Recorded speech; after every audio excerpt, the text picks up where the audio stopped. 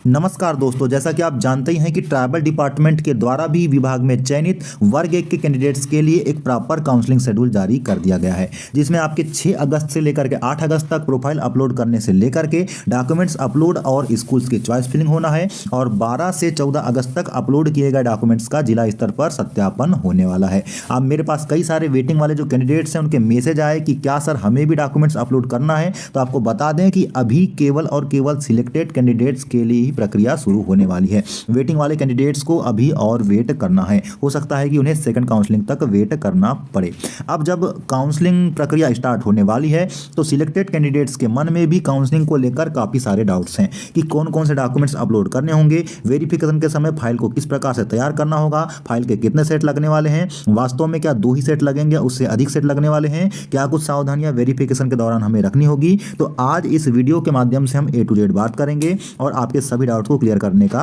प्रयास करेंगे। तो चलिए वीडियो की शुरुआत करते हैं।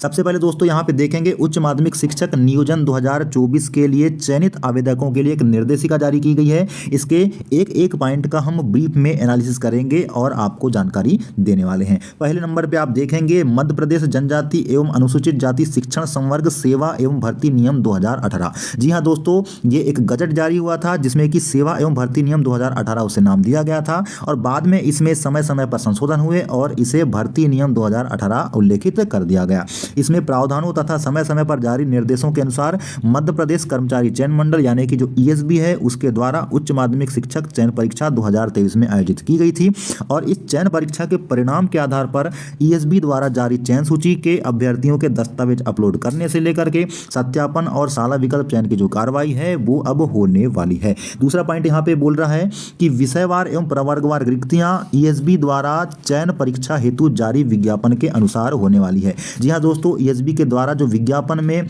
प्रवर्गवार और विषयवार रिक्तियां जारी की गई थी उसी आधार पर आपकी यहाँ पे नियुक्ति होने वाली है। तीसरा पॉइंट है कि उपरोक्त प्रक्रिया में शैक्षणिक व्यावसायिक योग्यता आयु सीमा और आरक्षण इत्यादि के संबंध में जो ESB यानी कि कर्मचारी चयन मंडल है उसके द्वारा चयन परीक्षा के विज्ञापन में जारी जो नियम पुस्तिका है उसके अनुसार नियम लागू होने वाले हैं। चौथा आपका पॉइंट यहाँ पे मेंशन किया गया है कि अधिनियम निर्देश नियम और विभिन्न प्रकार की अधिसूचनाएं हैं और ये जो निर्देशिका अभी मैं आपको पढ़ करके सुना रहा हूँ उसके बीच में अगर किसी भी प्रकार का अंतर पाया जाता है तो ऐसी स्थिति में जो मूल अधिनियम या निर्देश होंगे उन्हें ही मान्य किया जाने वाला है। पांचवा आपका पॉइंट है कि अभ्यर्थियों से यह अपेक्षा की जा रही है कि MP ऑनलाइन में शामिल होने के पूर्व जो समस्त आपके जो नियम और निर्देश हैं उनका उन्हें अच्छे से अध्ययन कर लेना है और इसके लिए MP ऑनलाइन का जो पोर्टल TRC पोर्टल है उस पोर्टल पर आपको नियम के निर्देश सब मिल जाने वाले हैं, तो अच्छे से उनका अध्ययन करने की बात यहाँ पर कही गई है। छठवां पॉइंट आपका प्रोसेसिंग फीस को लेकर के है, जिसमें MP ऑनलाइन पोर्टल को शुल्क आपके 100 रुपये दे होगी। मतलब अगर आप 7 दस्तावेज अपलोड करते हैं तो उन 7 दस्तावेजों के साथ आपका 100 रुपये शुल्क लगने वाला है और इसके बाद अगर आप इससे ज़्यादा डॉक्यूमेंट्स अपलोड करते हैं तो प्रत्येक डॉक्यूमेंट्स के 5 रुपये अतिरिक्त चार्ज के हिसाब से आपको शुल्क दे होगा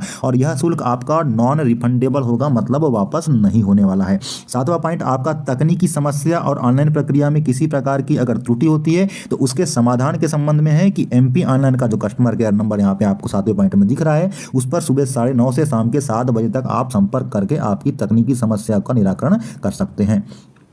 अब दोस्तों 8वां पॉइंट जो आपका दस्तावेज अपलोड करने और सत्यापन की प्रक्रिया से संबंधित है दोस्तों, तो ये पॉइंट जो होते हैं बहुत ही IMP पॉइंट है और ये पॉइंट डिसाइड करेंगे कि कौन आपके सत्यापन प्रक्रिया में बाहर हो सकता है, क्योंकि थोड़ी सी भी जो चूक है वो आपको बड़ी असावधानी में डाल सकती है। तो सबसे पहले 8.1 पॉइंट की बात करने वाले हैं जिसमें क्लियरली लिखा हुआ है कि कर्मचारी चयन मंडल द्वारा जारी चयन सूची में सम्मिलित अभ्यर्थियों को TRC MP ऑनलाइन पोर्टल पर संलग्न परिशिष्ट 1 के अनुसार दस्तावेज निर्धारित समय अवधि में अपलोड करने होंगे। जी हां दोस्तों, आपके अपलोड करने की जो 6 से 8 अगस्त की डेट दी गई है उसी निर्धारित समय में आपको डॉक्यूमेंट्स को अपलोड करना होगा। 8.1 है दोस्तों, यह कहता है कि जो अभ्यर्थी है उसको प्रविष्टि करनी होगी कि वह किस जिले में अपने दस्तावेजों का सत्यापन कराना चाहता है। जी हाँ, उसे पहले जिला चूज करना होगा, लेकिन अतिथि शिक्षकों के संबंध में यह निर्देश लागू नहीं होते हैं। अतिथि शिक्षक ने जिस स्कूल में जिस जिले में पढ़ाया है उसी जिले के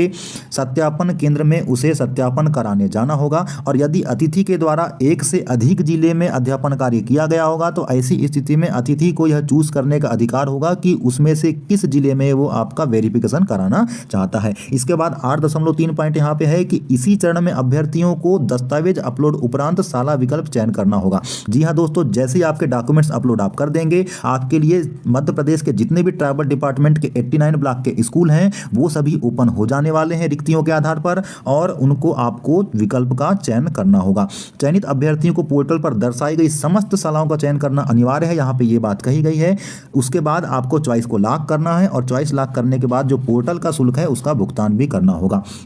8.4 पॉइंट कहता है कि अगर आपने चॉइस को लॉक कर दिया, साला विकल्प का पूरा चयन हो चुका है, लेकिन आपने पोर्टल शुल्क का भुगतान नहीं किया है, तो ऐसी स्थिति में आपकी नियुक्ति पर किसी भी प्रकार से कोई विचार नहीं किया जाने वाला है। एवं इसके पश्चात इस संबंध में किसी भी तरह का अगर आप अभ्यावेदन प्रस्तुत करते हैं विभाग में तो आपकी नहीं सुनी जाएगी और मेरिट के क्रम के आधार पर आप नियुक्ति का दावा नहीं कर सकेंगे। 8 पॉइंट आपका कहता है सेट के संबंध में है दोस्तों कि आपको कितने सेट ले जाना होगा। तो संबंधित अभ्यर्थियों को दस्तावेज के सत्यापन हेतु सहायक आयुक्त या जो जिला संयोजक होते हैं जनजातीय कार्य विभाग के, उनके कार्यालय में निर्धारित दिनांक और समय पर उपस्थित होकर के दस्तावेज का सत्यापन कराना होगा। और सत्यापन के समय अभ्यर्थी को अपने जो मूल दस्तावेज मतलब ओरिजिनल जो आपके डॉक्यूमेंट्स हैं उनके साथ साथ उनकी स्वप्रमाणित प्रतियों के 2 सेट लाने होंगे। जी हाँ दोस्तों, आपको सेल्फ अटेस्टेड करना है और ऐसे 2 फाइल्स के सेट बनाना है और ये सेट सत्यापन के दौरान आपको संबंधित अधिकारी को देना है। साथ ही आपके जो मूल दस्तावेज हैं उन मूल दस्तावेजों से उन सेट्स में जो डॉक्यूमेंट्स हैं उसका मिलान किया जाएगा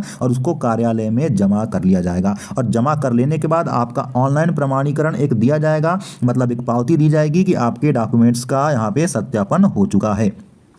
और एक बात यहाँ पे और आपको बता दें कि अभ्यर्थी सत्यापनकर्ता अधिकारी के समक्ष अपनी पहचान हेतु अपना आईडी या जैसे कि आपका आधार कार्ड आदि लेकर के ही उपस्थित होंगे। और जहाँ तक दोस्तों 2 सेट की बात है तो आपको 2 सेट नहीं बल्कि 4 सेट बनाना है। इसके संबंध में आगे मैं बात करने वाला हूँ। सेट्स में डॉक्यूमेंट्स को किस प्रकार से आपका अरेंज करना है और किस प्रकार की आपकी फाइल होने वाली है इसके संबंध में आगे हम बात करेंगे, इसलिए वीडियो में आपको अंत तक बने रहना है।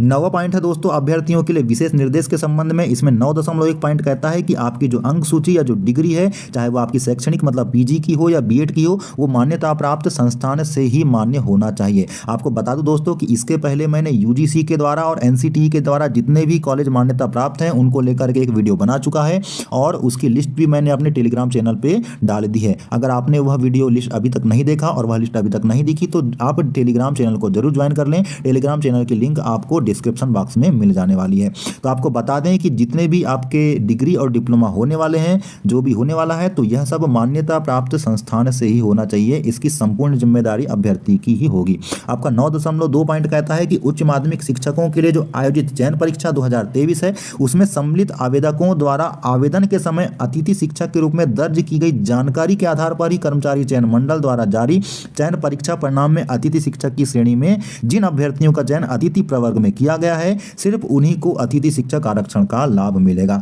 मतलब चयन परीक्षा के समय आपने जो फॉर्म अतिथि का भरा होगा, मतलब अतिथि कॉलम में टिक किया होगा कि हाँ मैं अतिथि शिक्षक हूं और मेरे द्वारा 200 दिन और 3 वर्ष अध्यापन कार्य किया गया है, तो ऐसी स्थिति में ही आपको अतिथि कैडर का लाभ मिलने वाला है। अगर अब कोई अभ्यर्थी चाहे कि वह अतिथि शिक्षक श्रेणी से सिलेक्ट होना चाहता है तो ऐसा नहीं हो सकता है। 9.3 पॉइंट आपका है कि अतिथि शिक्षक जो अनुभव प्रमाण पत्र है वो शैक्षणिक सत्र 2023-24 तक के मान्य होने वाले हैं। जी हाँ दोस्तों, 2024-25 का करंट ईयर का आपका अतिथि का अनुभव प्रमाण पत्र मान्य नहीं होने वाला है। आपके द्वारा 200 दिन और जो 3 शैक्षणिक सत्र है वो 30 अप्रैल 2024 तक ही पूर्ण हो जाने चाहिए। मतलब आपका पिछले सत्र तक भी 3 सत्र पूरे हो जाने चाहिए, तभी आप आरक्षण का लाभ ले पाएंगे। आपका 9.3.1 जो अतिथि शिक्षक से संबंधित अनुभव प्रमाण पत्र है उसकी मान्यता के संबंध में पहला पॉइंट कहता है कि अगर आपने स्कूल शिक्षा विभाग में पढ़ाया है तो आपके जिला शिक्षा अधिकारी द्वारा डिजिटल साइन किया हुआ अतिथि शिक्षक का प्रमाण पत्र ही मान्य किया जाएगा, जो कि जीएफएमएस पोर्टल पर देखा भी जा सकता है। दूसरी बात यहाँ पे यह है कि अगर आपने ट्राइबल डिपार्टमेंट में गेस्ट के रूप में कार्य किया है तो उस जिले के संयोजक या सहायक आयुक्त महोदय के द्वारा अपने हस्ताक्षर और सील साइन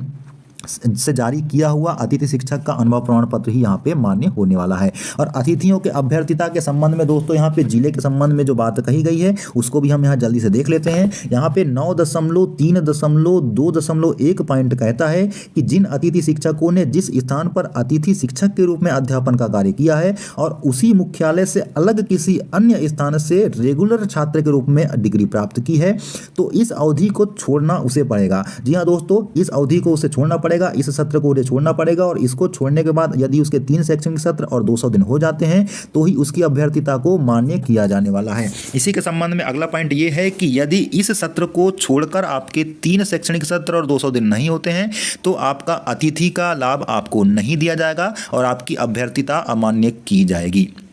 9.4 पॉइंट आपका इसी के संबंध में है दोस्तों कि उच्च माध्यमिक चयन परीक्षा 2023 की जो नियम पुस्तिका है उसकी जो कंडिका 10.5 है उसमें लेख है कि शिक्षक पात्रता परीक्षा में भाग लेने हेतु यह शर्त निर्धारित की गई थी कि ऐसे आवेदक जो निर्धारित शैक्षणिक या जो व्यावसायिक योग्यता है मतलब पीजी या बीएड की जो योग्यता है वो अर्जित करने के अंतिम वर्ष में थे, मतलब पात्रता परीक्षा के समय अगर वो अंतिम वर्ष में थे और अब जब चयन परीक्षा खत्म हो चुकी है और वो सिलेक्ट हो चुके हैं और डॉक्यूमेंट्स का वेरिफिकेशन होने वाला है तो डॉक्यूमेंट्स वेरिफिकेशन यानी कि डॉक्यूमेंट्स अपलोड करने के पहले तक यदि उनका अंतिम सत्र में रहने के बाद डिग्री कंप्लीट हो जाती है, उनका व्यावसायिक योग्यता कंप्लीट हो जाती है तो ही उन्हें मान्य किया जाएगा, अदरवाइज उन्हें मान्य नहीं किया जाने वाला है। मतलब साफ साफ ये है कि आपके डॉक्यूमेंट्स अपलोड करने तक आपका पूरा डिग्री या जो आपने व्यावसायिक योग्यता प्राप्त किया है बीएड की वो कंप्लीट हो जाना अनिवार्य है, अन्यथा आपको बाहर कर दिया जाने वाला है। और यहाँ पे पहली शर्त ये भी थी कि आपका पात्रता परीक्षा में अंतिम वर्ष में अध्ययनरत होना अनिवार्य था।